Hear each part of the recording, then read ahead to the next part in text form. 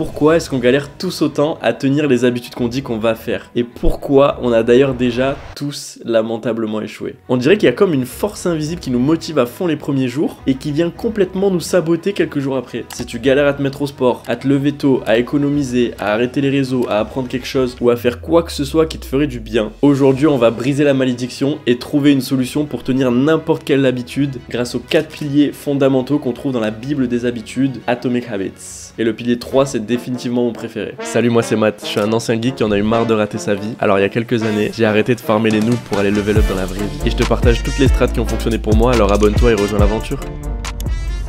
Pilier numéro 1 pour tenir son habitude jusqu'à la mort, c'est de la rendre évidente. Quand tu te balades dans un supermarché, tu peux remarquer que les produits les plus vendus sont généralement ceux qui sont à hauteur des yeux ou alors en bout de rayon. Parce que les gens n'achètent pas forcément ce qu'ils veulent, ils achètent les choses qui leur sont présentées. Et t'inquiète pas, ça s'applique aussi pour toi et moi, et surtout ça s'applique tous les jours dans notre environnement personnel. Si tu cherches à faire un régime et que tu scotches des morceaux de chocolat un peu partout dans ton appart, tu vas forcément échouer. Et à l'inverse, si tu cherches à boire plus d'eau dans la journée, regarde tous les endroits où tu passes du temps dans ta journée, au pied de ton lit, à ton bureau, aux toilettes, sous la douche, dans la cuisine, peu importe, et il faut que tu mettes des bouteilles d'eau absolument partout. Parce que notre environnement va définir en grande partie nos habitudes. La vérité, c'est que les actions qu'on fait chaque jour seront pas forcément définies par notre volonté, mais par le choix le plus évident sur le moment. Ça me fait penser à un matin où je me suis levé déter et prêt à être productif, j'allume mon ordi, je le déverrouille, et il reste une vidéo YouTube que j'avais vue à moitié que j'ai pas terminé la veille. Et ben la première chose que j'ai faite, c'est ce qu'il y avait directement sous mes yeux. J'ai fini cette vidéo YouTube. Et pire, YouTube a bien étudié ce sujet, il rend absolument évident pour toi le fait de continuer à regarder d'autres vidéos. Il va te mettre une vidéo principale qui va se lancer d'ici 5 secondes, il te met différentes miniatures sur lesquelles tu vas pouvoir cliquer, tout est fait pour que tu restes sur la plateforme. Et c'est comme ça que j'ai fini par me faire une session de 2 heures de vidéo YouTube au lieu de me mettre au travail et d'être productif un matin où j'étais pourtant super déter à travailler. Ça avait rien de productif, c'est pas du tout ce que je voulais, mais c'était le choix le plus évident sur le moment. C'est un point tout bête mais qu'on peut appliquer dans nos vies de 2 façons. Premièrement, on va modifier notre environnement pour rendre évidente la chose qu'on doit faire. Si tu dois avancer sur ton ordi dès le réveil, prépare ton ordi pour que ce soit la première chose que tu vois quand tu te lèves, et mieux, prépare aussi la page sur laquelle tu devras atterrir pour faire en sorte qu'il n'y ait surtout pas une page YouTube pour te distraire. Si tu veux lire plus souvent, prépare ton livre sur la table de nuit pour pouvoir l'attraper dès que tu te réveilles. Si tu dois aller au sport le matin, prépare tes affaires la veille, au moins tu n'auras plus qu'à les mettre. Si tu veux avancer sur tes projets, fais-toi une to-do list, au moins tu as bien les choses précises de ce que tu dois faire et tu n'as pas d'hésitation. Et deuxième chose qu'on peut faire pour rendre une habitude solide, c'est de l'empiler avec une autre habitude. Ça veut dire qu'on va associer une nouvelle habitude à une habitude qui est déjà existante. Par exemple, avant de prendre mon petit déj, j'allume et je prépare mon ordi pour commencer à bosser juste après. Ou alors, pendant que je suis dans le bus, j'écoute des podcasts qui vont me faire avancer sur mes projets. Juste avant de prendre ma douche le soir, j'écris ma to-do list pour le lendemain. Ce qui va ensuite nous amener au pilier numéro 2, rends ton habitude attirante. Après avoir passé des centaines d'années à chasser et à cueillir, le cerveau humain accorde énormément d'importance au sel, au sucre et au gras. Parce que la nourriture qui avait ces caractéristiques autrefois, c'était le Graal. C'était une bonne chose de trouver ce genre de nourriture. Sauf que maintenant, on n'a plus besoin de nourriture et on n'a plus besoin d'autant avoir ce genre de caractéristiques dans nos repas. Et pourtant, nos cerveaux, ils vont continuer d'en demander parce qu'ils sont encore réglés comme des cerveaux d'hommes des cavernes qui étaient faits pour vivre des milliers d'années plus tôt. Et qu'est-ce que nos habitudes ont à voir dans tout ce merdier? Eh ben, devine quels sont les restaurants qui ont le plus de succès sur cette planète.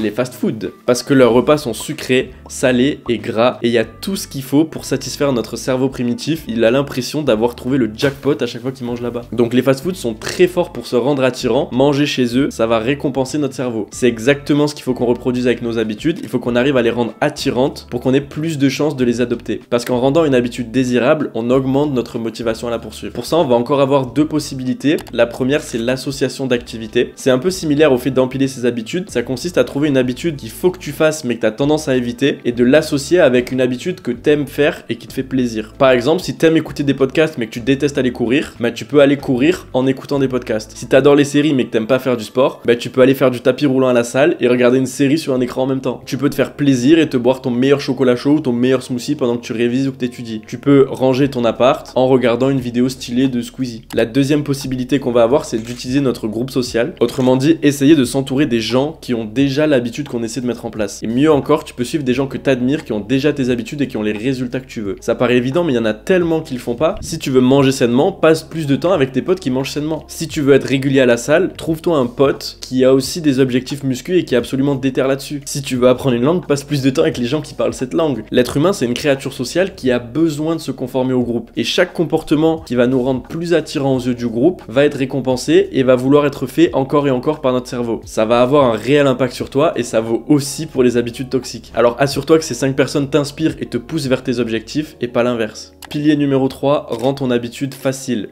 C'est clairement mon pilier préféré, je vais finir par me le faire tatouer sur le front. Le moins une habitude prend de l'énergie, le plus on a de la chance de la faire. Encore une fois, ça part du fait de remonter dans le passé pour mieux comprendre le fonctionnement de notre cerveau. Le corps humain est fait pour économiser de l'énergie et rester un maximum dans le confort. En gros, on est biologiquement des flemmards. Dès qu'il va y avoir un mini obstacle, on va développer ce qui s'appelle de la friction, c'est-à-dire qu'il va y avoir une résistance entre nous et notre habitude. La friction, c'est ce que tu ressens quand tu es sur ton canapé et que tu sais qu'il faut que tu manges mais t'arrives pas à te lever pour aller faire à manger. Le moment où tu es sur ton téléphone et t'arrives vraiment pas à poser ton téléphone pour arriver à te remettre au travail. C'est ça la friction, c'est de la résistance à faire la bonne chose. Et donc ce pilier consiste à rendre nos habitudes les plus faciles possibles pour avoir le moins de friction possible à les faire. Et ça rejoint beaucoup le pilier numéro 1. Une des premières choses pour rendre nos habitudes faciles, ça va être de modifier notre environnement. Parce que tout comme le fait d'acheter le moins de conneries possible va t'empêcher d'en manger, il faut faciliter les bonnes habitudes pour qu'on dépense le moins d'énergie possible en les faisant. Pour ça, il y a vraiment des milliers d'exemples, j'en ai noté quelques-uns. Si t'as du mal à aller au sport le matin, prépare tes affaires la veille. Sac, bouteilles, chaussures, habits. C'est la première chose que tu dois avoir au réveil. Trouve la salle la plus proche de chez toi possible. T'iras jamais si la salle elle est à 30 km. Suis un programme détaillé, au moins t'arrives jamais à la salle en ne sachant pas quoi faire et donc à repartir et à faire n'importe quoi. Charge tes écouteurs la veille si t'écoutes de la musique à la salle. Ça c'est un truc qui pouvait me faire quitter la salle si je voyais en arrivant que mes écouteurs étaient déchargés et que je pouvais pas écouter de la musique. Autre exemple, si t'as du mal à bien manger, achète le moins de conneries possible. Achète des fruits et légumes fréquemment pour toujours en avoir. Fais-toi un doc avec des recettes simples et saines pour éviter les je sais pas quoi faire à manger donc je commande McDo. Et il faut pareil que t'aies toujours des courses dans le frigo pour pas non plus avoir l'excuse j'ai rien à manger, je commande Uber Eats. Encore autre chose, si t'as du mal à travailler, life changer,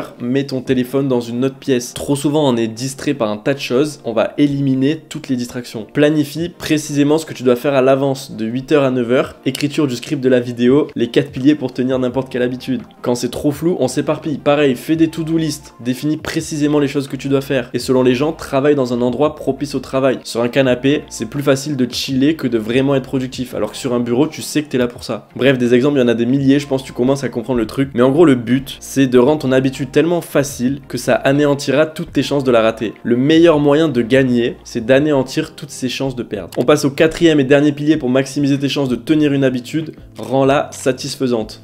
Les 3 premiers piliers, augmenter nos chances qu'on fasse notre habitude aujourd'hui. Celui-là, il va aussi augmenter les chances que ton habitude elle soit faite la prochaine fois. Et cette règle, elle part du principe qu'on a plus de chances de répéter un comportement lorsqu'il est satisfaisant. Et James Clear, l'auteur de Atomic Habits, donne un exemple plutôt sympa sur les chewing-gums. Apparemment, ils ont été créés autour de 1800 et ils ont été conçus pour être mâchés, mais ils n'avaient pas forcément de goût. Donc tu te doutes bien, acheter un truc juste pour mâcher, bah les couilles. Puis il y a l'entreprise Wrigley qui a ajouté une saveur pour les rendre plus fun et plus agréables. Et là ils ont eu un impact beaucoup plus conséquent, les ventes ont bien augmenté, mais il manquait toujours un paramètre pour les rendre ultra satisfaisants. Et les ventes ont explosé qu'à partir du moment où ils sont passés à l'étape supérieure, ils ont vendu les chewing-gums comme un moyen d'avoir la bouche propre et une haleine fraîche. Le goût et la sensation d'avoir une haleine fraîche ont rendu les chewing-gums beaucoup plus satisfaisants à mâcher et ça a fait de Wrigley la plus grosse entreprise de chewing-gum au monde. D'ailleurs Freedent c'est une filiale de Wrigley. Wrigley.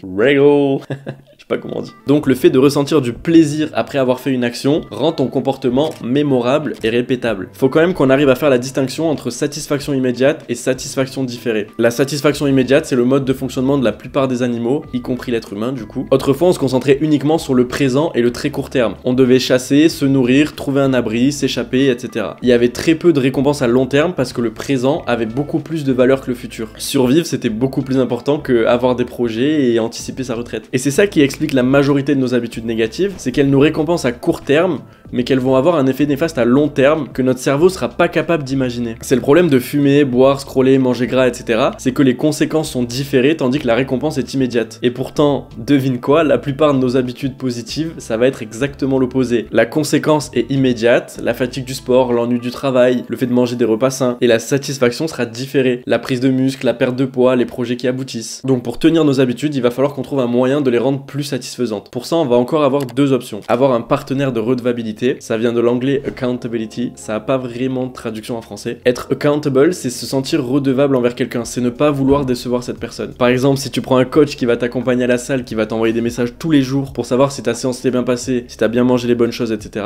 tu vas avoir beaucoup moins de chances de rater ton objectif, de pas aller à la salle ou de manger de la merde. Ou alors tu vas juste lui cacher, mais bon, je crois que c'est pas le principe. Avoir un partenaire de redevabilité, ça va trop baisser ton ego pour que tu rates la chose que tu dois faire. Donc il va falloir trouver plusieurs moyens de pression pour qu'on arrive à mieux tenir nos habitudes. Avoir un coach à la salle que tu voudras pas décevoir. Annoncer à tous tes potes ta nouvelle habitude, comme ça tu auras peur d'être jugé si jamais tu rates complètement. Avoir un pote avec qui tu fais ton habitude, typiquement un gym bro, t'as beaucoup plus de chances d'aller à la salle avec lui. Ça peut être pareil aussi pour des projets ou pour apprendre une nouvelle langue. Signer un contrat écrit avec toi-même sur ta nouvelle habitude, au moins tu voudras pas te décevoir. Et il y a un exemple plus extrême, tu peux dire à ton pote que tu vas lui donner 10 € à chaque fois que tu rates ton habitude. Ou alors un autre moyen, c'est de lui donner 100 € et tu récupères 10 € à chaque fois que tu fais ton habitude. Ça, crois-moi que c'est un bon booster. Et dernier moyen de rendre son habitude satisfaisante et dernier point de cette vidéo, traque tes habitudes. Traquer une habitude, ça veut dire apporter une valeur visuelle à son habitude. Et une mesure visuelle, ça peut prendre plusieurs formes. Ça peut être un suivi de tes séances de muscu, un journal de nutrition, une barre de chargement, toutes les choses où tu vas voir du progrès. Traquer ses habitudes, c'est vraiment surpuissant, c'est un cheat code parce que ça va te permettre de remplir 3 des 4 piliers qu'on vient de voir juste ici. Ça va rendre ton habitude évidente, attirante et satisfaisante. Et pour faire ça, ça fait quasiment 2 ans que je fais la même chose. J'utilise le tracker d'habitude qu'il y a sur Notion. C'est un truc exceptionnel. Je fonctionne généralement par période, je fais pas tout le temps ça, mais en général, je me note toutes les habitudes que j'ai à faire dans la journée et je fais en sorte de pas me coucher tant que j'ai pas tout coché.